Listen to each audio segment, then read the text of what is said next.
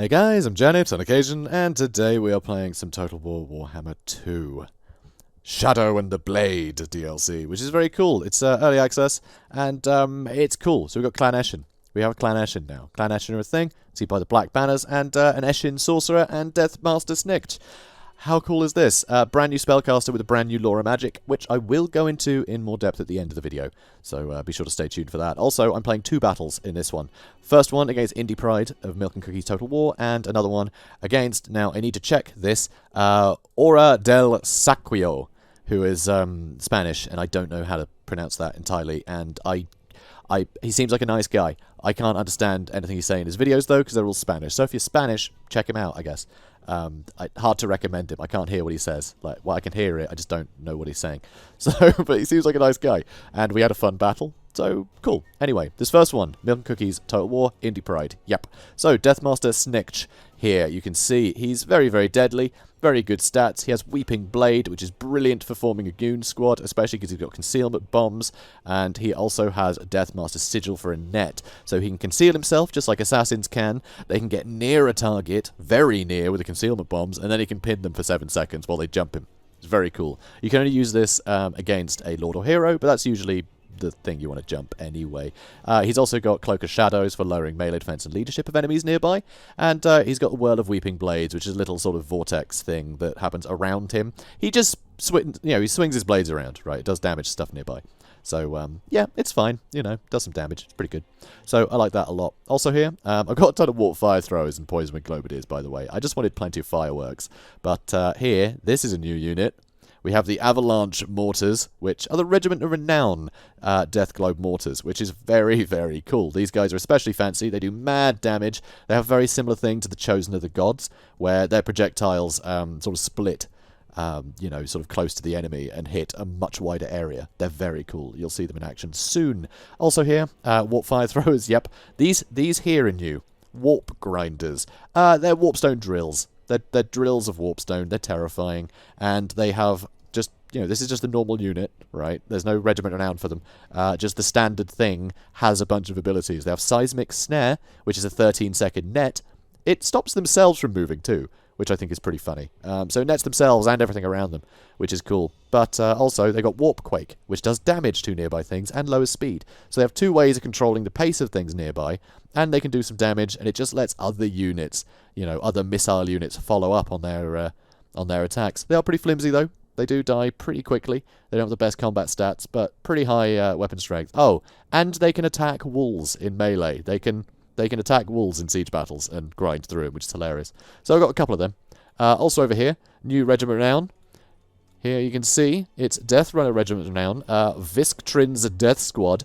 These guys are awesome, just really good combat stats, and they have here Duck and Weave. So they got physical resist, melee defense, and speed. So very cool with our anti-infantry there. Very, very nice. I love these guys. Just their stats are great. I mean, 54 melee defense on something that's so, like, usually so squishy is amazing.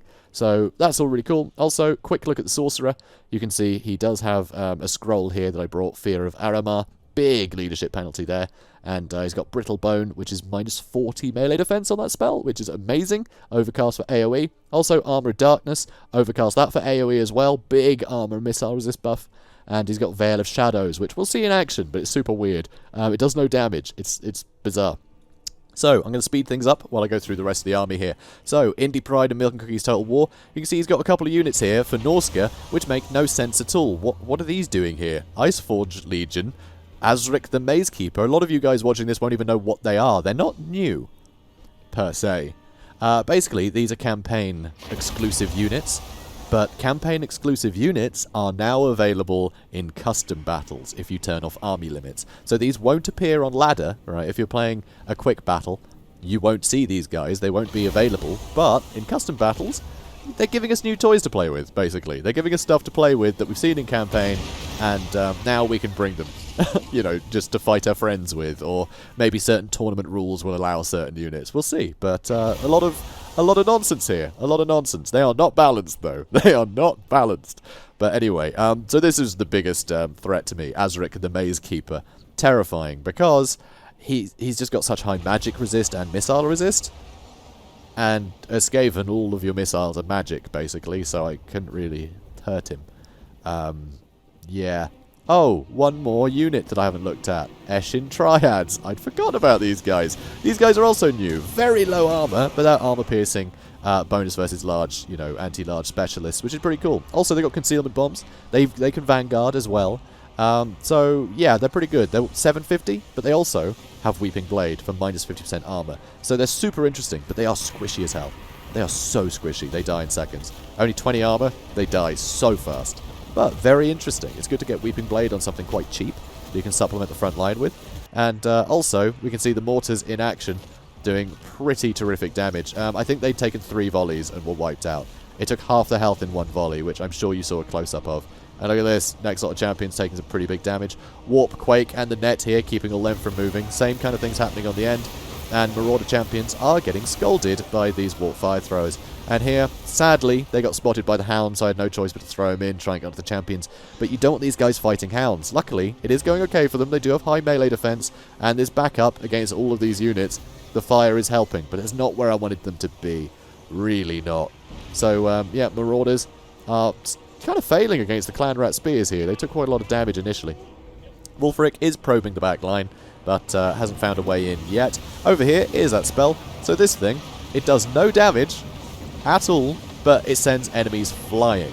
So it basically just keeps the enemy off their feet, but it doesn't affect your own units.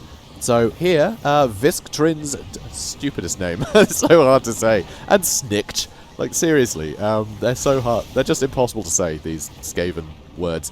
It's only Visktrin's Death Squad. They weren't getting knocked around, but the enemy were. So I used it when everything was already kind of breaking, but it would just been knocking everything flat. Doesn't work on cavalry though, by the looks of it. It doesn't push cavalry around. It doesn't net things. It just knocks them down. But it doesn't knock you down, so you can keep stabbing. It's super weird. Super unique. Super unique. So, getting some great damage into the enemy. I just love the fireworks from these guys. The non-Regiment Renown Mortars, we'll see them in the next battle. They don't split up like this. They're green. They're green globadiers, you know. Green globes, poisoned wind globes. They're very cool though. They're very cool. It's great to see. It's like firework display. It's amazing. Anyway, so getting some good damage into pretty much everything. Deathmaster Snikch actually got a really good hit on Azric. Some really good hits. I managed to net him for a little while. But, I mean, as soon as he's not net, he runs out. He's basically just like Sartorial. He's got Final Transmutation, Piercing Bolt, Soul Blight. You know, pretty good stats, as you can see. He's scary. I mean, you're never going to see him in quick battles, but I think it's worth showing. We have new toys to play with. The Empire, all their new units, their provincial units, you know, things like the Caribberg Greatswords, Knights of More, all available in custom battles. So you guys can play, like, very different set pieces now, which I think is really cool. So over here, I use a spell over here just to test if this worked. It does push them off the artillery pieces. So all these guys, they all just got pushed away. They couldn't shoot. So the Iceforged Legion, they weren't able to fire anything, which I think is hilarious. And you can see it did no damage, but it kept them from firing, and that's all you want. Very expensive, though. That was like 11 Winds of Magic just to push them, which is a bit embarrassing. Here, Final Transmutation. That's harrowing. It really is. That's brutal. So, here, I'm trying to shoot the Maze Keeper here, but I'm only doing 10% of the possible damage, because, yeah, I'm pretty sure combined it's going to be 90 or higher. Let's see. 60% and 25%. Oh, okay, so I'm doing 15% of the damage I normally would be. It's not good, is it? It's not good. So he's shrugged most of it off. Wulfric, though, is struggling for sure. I'm hitting him with a lot, but now Terror is starting to take hold. So here I did actually use Armoured Darkness on Deathmaster Snikch, but he got terrified and walked away. He needs to come back in and actually make use of that, because everything else has run off. Mortars still getting some hits in, but I'm about to run out of ammunition there. I'm using some fire as well to whittle these guys down. Annoyingly, Iceforged Legion still firing. They have 190 kills. Nearly. And that's the last shot. That was the last shot. And look at this. Wulfric still alive, somehow. Please stop. Please stop. Oh dear. And our boat coming in. You can see. They didn't do a huge amount. It's not the best ability for a weapon team, but he wanted to get rid of them. I don't think he realised they were out of ammunition, which, fair enough. So, over here, Azric the Maze Keeper, now attacking everything that could possibly hurt Wulfric. So, yeah, things are looking pretty rough, guys. Things are looking pretty rough. It's not a good look. And, yeah, Deathmaster Snikch and the Eshin Sorcerer, I mean, they could do okay. They could do okay. Yeah, trying to get into the Maze Keeper. And I used concealment bombs for no real reason, honestly. I had them, so I used them. So over here, Wulfric is dealing with warp fire throws, and I'm trying to shoot him, getting some damage in there, but he's on the move again. And now another final transmutation on my Lord and Hero. Some more shots coming in, because I couldn't reach Wulfric. May as well try and contribute. But of course he is unbreakable as well, just like Sartorial. So I need to kill him, ideally. And now, you can see Hunter of Champions making Deathmaster Snikch basically vulnerable to everything. And he's being run off. Not much you can do there, just being pushed by a chariot. And none of my units can catch him. There's army losses. So yeah, suddenly Norsca having something that is immune to my missiles, or, you know, as good as immune, suddenly makes things a little bit difficult, I must say. Not easy. Not easy. But of course, these won't be available in quick battle, so it doesn't really matter that it's unbalanced. I think just for exhibition matches and things, so fun to have access to new units like that. So I think that's amazing. I think that's a beautiful change, for sure. So, yeah, I'm not going to talk too much about it, because none of this is competitive. You know, the units we're using a lot of the time for these two matches, it's more, here's new stuff, let's bring it. It's not, here's new stuff, let's bring it because it's good in this matchup. You know, they all seem good units, but they'll have their niches. Bring them all together in a big blob isn't necessarily the best cool. So that's the case with any unit, really. You know, you've got to make sure you synergize properly. And this isn't necessarily decent synergy. And the next one won't necessarily be decent synergy. So more of a showcase, guys. So, on to the next one. And this next one, featuring Hora del Saqueo, link in the description, I guess. So yeah, if I remember, I'm really bad at that. Anyway, I'm sure it'll be there. So I played Bretonnian now, which seems weird, although these colours seem a bit different. Yeah, that's right, I'm playing as the Chevalier De Lyonesse. That's right. That's right. It's Repanse De Lyonnesse's faction, which is very, very cool. So we now have a like an errantry lord here. Although I don't think an errantry war was really on the cards for her in her lore years ago, but that's the void she's filled here with her addition. Very, very cool. She's basically Joan of Arc. She's Warhammer Joan of Arc, except instead of rebelling against the nobles of France or Bretonnia, she was actually just stopping a chaos invasion of a town. Donned some armour, you know, just a peasant girl, but she donned knight's armour, found a steed that was running around, you know, without a rider, and then, yeah, just started wrecking stuff. So she did great. She did great. I'm proud of her, and she's amazing. I love her. She's such a good character. So think of her kind of like a questing knight lord, although she's not necessarily a questing knight per se. So Sword of Lyonesse. Huge buff here, 24 seconds plus 40 melee attack, and a huge buff of 50% to both armor piercing and weapon damage. Very cool. The Halo of Maidenly Wrath, nice little explosion. It's not a huge area of effect, so it's not like a big damaging thing, but anything caught by it will be blinded, so that is super useful. And finally here, whenever she's in combat, she'll inspire everyone with a fleur-de-lis banner, which is very, very cool. So plus 9 melee attack and defense for nearby units. Very, very nice. And she also has a friend. That's right, she has a friend, another new unit over here, Henri Le Massive. So very, very cool, this guy. He's basically a paladin, but he can ride a hippogriff. That is awesome. And he only costs about 1,500 or something funds at the moment. It's crazy. He is very good. And yeah, really nice. Charm Shield, Potion of Foolhardiness, Deadly Onslaught, Guardian as well. I gave him the works, basically. He's fully equipped. But yeah, Armor Piercing, Anti-Large. He's brilliant. He's brilliant. So, over here, plenty of fire arrows, just in case of Hell Pit Abominations. Hello. And, yeah, a bunch of Knights Errant, including... wait, where are you? Here we go. The Defenders of the Fleur-de-Lis. That's right, I've gone Fleur-de-Lis crazy. So, over here, Mounted Yeoman Archers, got a few of them. Enough to harass, but also they can shoot things at a distance and whittle down anything with low armour, which I thought was nice. So, speaking of low armour, the Skaven. He also has Visktrin's Death Squad. In the back here, some Eshin Triads with their Weeping Blades. Very, very cool. But again, very flimsy. If you spot them and you charge them, they're going to die quickly with only 20 armour. So, good backup for things, but not a good frontline fighter on their own. Warp Grinders here, again, very, very useful unit. And here you can see he's got the Poisoned Wind Mortars, as well as the Death Globe Mortars here, the Avalanche Mortars. So very, very nice to see. So yeah, with 2 units of Mortars and 1 Warp Grinder there, I mean, it's a lot of weapon teams. It's a lot of weapon teams. Over here, you can see the Ixcha's Triads. So these are the Regiment Renowned Triads, and they're really funny. They have a ridiculous ability of Doppelgang. It's basically like a Lithanar's cloning ability. They go invisible and create a clone of the unit, which is really fun. So, kind of crazy. Also, Eshin Sorcerer and a Hell Pit Abomination. So let's speed things up. So as you can see, dealing with some of the peasant bowmen, but these are so cheap. I mean, these guys, the avalanche mortars, they cost 1,400 funds. So I just don't think we'll really see them used against Bretonnia, but of course all the fireworks are pretty fantastic here. So what with it being early access, it's all about being showy, isn't it? But yeah, killing one unit of peasant bowmen. I mean, peasant bowmen are pretty cost effective, but that doesn't seem worthwhile. So trying to harass what I can. You can see some of my knights errant are making it to the back line. Over here, a lot of units are being squished. Henri Le Massif has come in here to deal with Deathmaster Snikch. And then out again I go. So some good damage on him very early. As well as Regiment Renown there, some additional units. And it's bought time for just cheap things like Yeomen to charge in and stopping artillery and weapons teams from really doing much. So Repanse is in here doing what she can. And apparently it's not much. Just, yeah, these units are just continuing to charge forwards.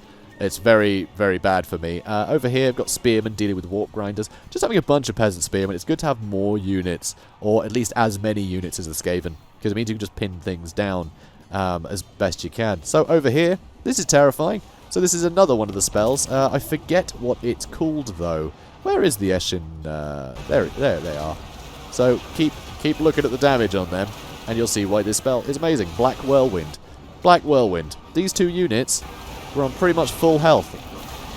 And very similar to Pit of Shade, drags them all into the middle. So basically wiped out 2 units of peasants. I mean, they're peasants, sure, but that's got pretty good AP damage as well. Foot Squires take half the health off too. It's crazy. It's very cool. So here, trying to sandwich these guys a bit. Deathmaster Snikch is in here still. And I did use an Earthblood to keep these guys in the fight for a bit longer. I don't want them to get sort of bogged down here, especially with the Hell Pit coming. So I'm getting away from the unit that can you know, get me stuck in here. So, Henri Le Massif getting another fairly good hit there. But, oh, wait, no. Oh, there's the Whirlwind of Weeping Blades doing some damage there. Nothing major, but not bad. So over here, some of my Knights Errant are struggling. So I've got plenty of units running around the outskirts, just being a pain, pulling units apart, ganging up on what, you know, gets sort of split up from the rest of the crowd. All the while, taking little pot shots at Deathmaster Snikch. But now that he's focusing on Henri Le Massif, he's doing mad damage. Like, Deathmaster Snikch is terrifying. Also over here, trying to keep shoot these guys. It's keeping all of my peasant bowmen busy. Those death runners are keeping all of my peasant bowmen busy. Repanse too. Repanse has been trying to chase these guys down. So brilliant moves here. Brilliant moves here. Just keeping so many of my units busy. But I still have so much cavalry just trimming, you know, little bits of the Skaven army off that it's not helping too much. But look at this. Henri Le Massif getting absolutely wrecked. Here I used Awaken the Wood because I thought one of these was a unit. It wasn't. I saw high health there and thought it was a unit of infantry. It wasn't. So that was a waste of time. But that happens. That happens. So anyway, yeah, getting some damage in there. Deathmaster Snikch, very injured, but Hell Pit Abomination still very, very healthy. But finally, it looks like my archers might be able to shoot at some things. So over there you can see concealment bombs means he can actually move. He's got away from the archer fire. I thought I'd wiped him out. No, they just disappeared. They disappeared and now they're moving away. Which is very clever. So now getting some good damage to the Hell Pit Abomination. Look at the damage here. That's what I was missing out on that entire time. And that Hell Pit had been keeping so much of my cavalry busy. It was being a real problem. I really need to get my archers on it, and you can see why. The archers are just so cost effective here. Great insurance. That's the thing, the fire archers, they're useful against any of the Skaven units, really. There's a lot of Skaven units with very little armor, so they're handy to have regardless. But yeah, there you can really see why it's good to have. Because Hell Pit Abomination's great. Armor piercing, very tanky, good against all that cav. So you often see him. So over here, it looks like I did get hit by a spell over here again. I think I was the one that does no damage, though. Possibly. Yeah, I think that's the one that does no damage, but bothers me. But yeah, it doesn't really work against cavalry, so it didn't really work here. But that's the thing, these matches, you know, in early access, it's all about experimenting and seeing what works and what doesn't. So there's a bit of evidence for you there. Well, not that much evidence, I kind of caught it late, but take my word for it, doesn't really work on cavalry. So, as you can see, very few units left on the outskirts, and the ones that are left are miles away. So these guys are getting a little bit secluded, but my archers are actually getting jumped, these Eshin Triads, because yeah, those units, not great frontline fighters, but they can stalk, so they were able to sneak up on me. So, going to deal with them as quick as I can. And now you can see the Hell Pit Abomination's taken a lot of damage. Eshin Sorcerer I haven't even touched yet. And there are still the Eshin Triads here. I have... Oh, no, they're back. They're back. Miscreant's Death Squad are back again. There's no quit in these guys. Oh, yeah, okay, soon there will. I'm charging them with all this cav. They're probably going to die pretty quick. So, pulling some units out. Repanse actually got stuck here with the Deathmaster's sigil, and now the Hell Pit Abomination is coming for her, but that sigil doesn't last too long. You really need the attack order before you stop them moving. It's a hard thing to time with only 7 seconds. But Archer Fire coming in, she's got the extra 40%, sorry, it's not 40%, just 40 melee attack, 99 melee attack in total now, which is crazy. And the Hell Pit Abomination is in a bit of trouble. Over here, Henri Le Massive going for Snikch again. He did get a bit healed up by my life wizard, so, yeah, my damsel of life, should I say. So, yeah, he was able to get back in the fight again. Lovely stuff. So, yeah, Mortars, I think, are a bit of a mistake in this matchup. I don't think they're going to be useful, because I just don't think they kill peasant archers quick enough. It is nice to have something that can deal with peasant archers, because as you can see, peasant archers can net really good value. You know, if they're able to get onto the right targets, you know, they can really, really earn their money back very fast.